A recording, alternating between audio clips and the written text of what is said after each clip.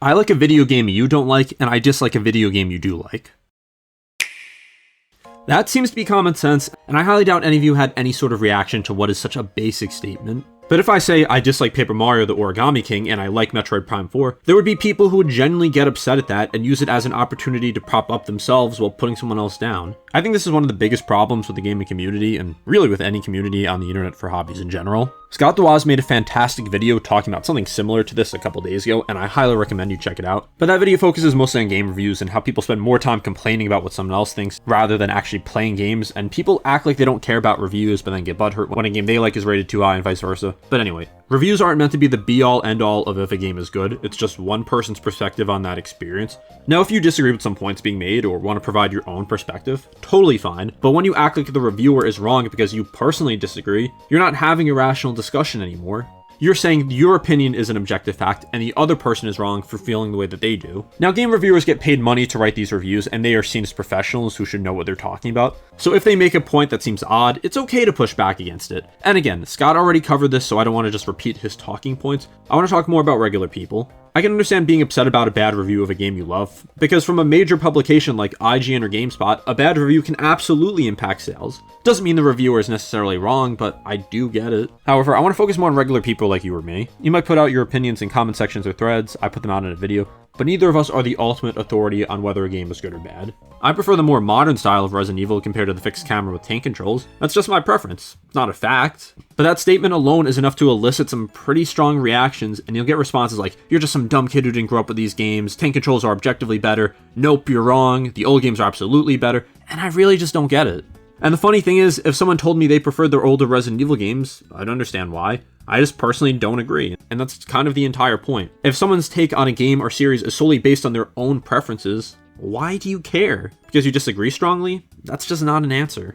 Now, discussing why you disagree is fine and encouraged, because part of gaming is the discussions that go along with it. You may want to hear why someone was able to finish a game you gave up on after an hour, or you may want to explain what you personally liked about a game's difficulty, or you may want to explain why you personally liked the game's difficulty while someone else didn't care for it. But if you feel the need to start insulting people and write essays to validate your own opinions, what are you trying to accomplish? Something I've seen so many times in response to any opinionated content I make is the phrase, bad opinion. And sometimes I'll ask, what is a bad opinion, or why is my opinion bad? Because I'm just genuinely curious where the logic goes from there. Let's say the bad opinion is that I like Mario Odyssey, and then someone says, well, I like Mario 3D Land. I can come right back at them and say, well, that's a bad opinion. There's no winning these discussions because you can't definitively prove an opinion is good or bad, at least when it's truly an opinion based on nothing but personal preference. Something I've noticed over the years is that a lot of these discussions start with opinions and then slowly turn into arguments over objective facts. Someone will say their favorite piece of video game music is Gusty Garden Galaxy, and then someone else says it's Song of Healing. Someone else says it's Sticker-Bush Symphony. That's all completely normal. The problem starts when people stop treating those as opinions and start treating them like facts they need to defend. You'll see people respond with things like, no, you're wrong, or this is objectively the best song in gaming. And suddenly you have two people writing paragraphs back and forth trying to prove each other wrong. But what exactly are they proving? What is the end goal of that conversation? Is one person eventually supposed to realize they don't actually enjoy the song they've been listening to for years? Is somebody supposed to hear a counter-argument and suddenly stop having an emotional connection to a piece of music they love? That's just what I find so strange about these discussions. A lot of people seem genuinely convinced that there's a correct answer to questions that don't have one. What is the best Zelda game? What is the best Mario game? What is the best soundtrack? What is the best console? These are fun discussions to have, but at some point people stop discussing them and just start debating them like they're trying to win. And I think that's where a lot of the frustration comes from, because if you view opinions as personal preference, disagreement is completely normal. But if you view opinions as objective facts, then anyone who disagrees with you has to be wrong. Suddenly it's not enough to explain why you like something. Now you have to prove why everyone else should too. I think some people have a hard time accepting that two people can experience the same exact game and come away with completely different opinions. One person can think a game has an amazing story, while another thinks it's boring. One person can love a soundtrack while another barely remembers it. One person can think a game is a masterpiece while another never wants to play it again. None of those people are necessarily wrong, but they just had a different experience. And I think the funny thing is that most people understand this concept everywhere else. If someone says their favorite food is pizza and somebody else says it's tacos, nobody's going to pull out statistics trying to prove one of them is objectively correct. If somebody says their favorite color is green and someone else says it's blue, most people understand that they're talking about personal preference. But for some reason, when it comes to gaming or films or a lot of other hobbies on the internet, people often act like there must be one right answer. And I think part of the reason for that is because a lot of people don't just enjoy games. but they identify with them. Maybe it's a franchise they grew up with. Maybe it's a series they followed for 20 years. Maybe it's a community they've spent thousands of hours in. Whatever the reason is, that game isn't just a game to them. It's part of their identity.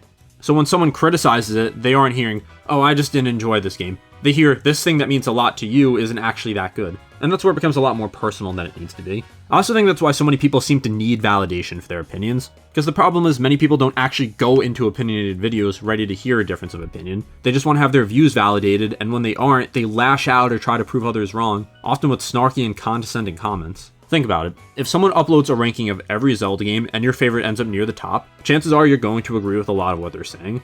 Like, they're insightful, they understand the series, they know what they're talking about, but if that same person puts your favorite game near the bottom, now they're wrong, now they don't know what they're talking about, they're just trying to be different, they're just joking. But why can't someone say the same thing to you? And I've talked about this earlier in the video, but it kind of feels like these people are propping themselves up while putting others down because they disagree with what that other person is saying. And that's what I find interesting about all of this.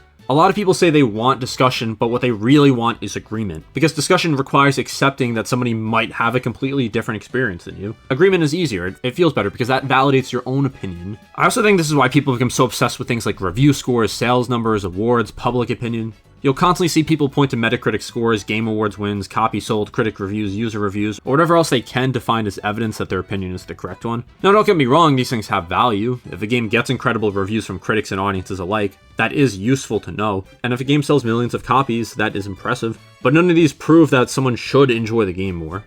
If a game sells 30 million copies, that means it was popular. If a game gets a 97 on Metacritic, that means critics liked it. Neither of those things magically change someone else's experience, though.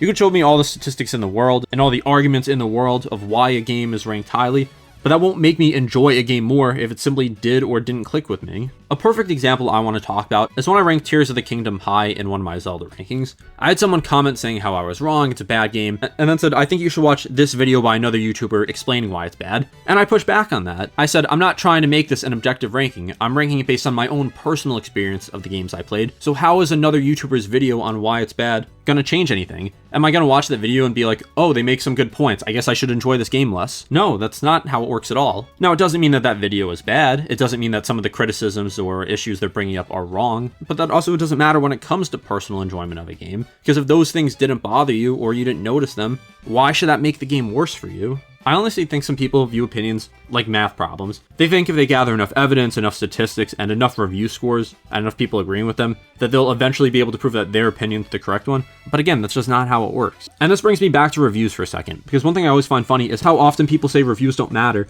Like, every time a big game gets reviewed, you'll see comments say, who cares what IGN thinks? Or, I don't need a reviewer to tell me what to think. But then if that same reviewer gives the game they love a lower score than expected, then people can't stop talking about it. If reviews truly didn't matter to them, they wouldn't spend days arguing about them, they would just play the game. And I think this applies to regular people too. If I rank your favorite Zelda game low, what actually changed? If I say your favorite Mario game is overrated, what exactly happened? My video didn't patch the game and make it worse, it didn't erase your memories, it didn't stop you from enjoying it.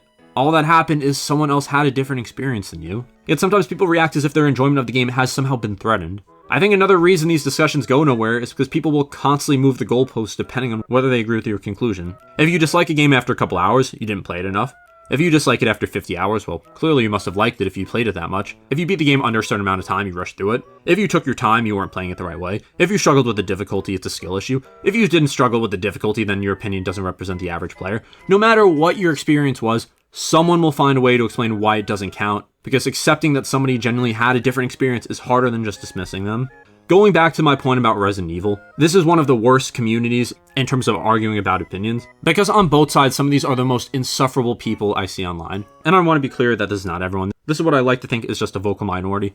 But you have the older fans who shut down any younger fans who got into the series in like the past decade or so with the more modern Resident Evil games. And then you have younger people who shut down the older fans because they're just nostalgia blind. Neither of these are good and they're both pointless. I kind of think this is one of the things people usually forget, is that people value different things in video games. Someone might care more about the gameplay or the story or the music or the challenge, whatever it may be. People just value different things. They're naturally going to come to different conclusions. That should not be a surprise. It just surprises me how often people seem shocked when that happens. I've seen people act genuinely confused that somebody can dislike a game they love or love a game they dislike. But why is that so hard to believe? We all have different tastes and we all have different experiences. Are you just expecting your opinion to be the one that everyone needs to have? If everyone had the same opinions, there would be nothing to talk about. Every review would be identical. Every top 10 list would be the same. You don't need to treat every disagreement like it's a debate that needs a winner. Because at the end of the day, I don't think most of these conversations will have winners. Because at the end of the day, these conversations don't actually have winners. If I tell you why I love a game and you tell me why you don't, neither of us necessarily won or lost. We just learned something about how another person experienced that game. And maybe that's the part of gaming discourse that frustrates me the most. So many people seem more interested in proving someone wrong than understanding why they feel differently. These aren't political debates and they're not court cases. We're literally talking about video games, something that's just made for fun. You don't need everyone else to agree with you just to justify your enjoyment of something.